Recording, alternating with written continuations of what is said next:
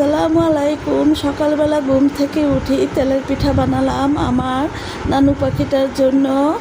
তো পিঠা খুবই পছন্দ করে, এটা বাচ্চাদের জন্য খুবই উপকারী। অনেক বাচ্চারা ডিম খেতে চায় না, ফল খেতে চায় না, তো এটা মিশ্রণেই আমি পিঠাটা বানিয়েছি।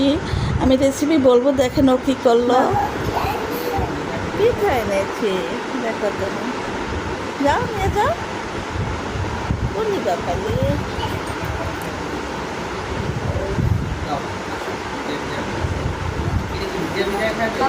ময়না পিঠা পাওয়ার সাথে সাথে ডাইনিং টেবিলে বসে পড়লো খেতে, চা দিয়ে ভিজিয়ে খেলো।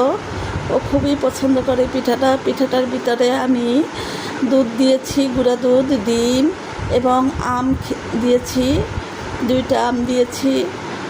সব মিশ্রণ করে গুড় দিলাম সাথে। মিশ্রণের পরে আমি ডুবো তেলে ভিজেছি। তো মাশাআল্লাহ, এটা বেবিদের জন্য খুবই উপকারী, আপনারা খাওয়াতে পারেন। আলহামদুলিল্লাহ, আমার নানু পাখি সুন্দর করে খেয়েছে।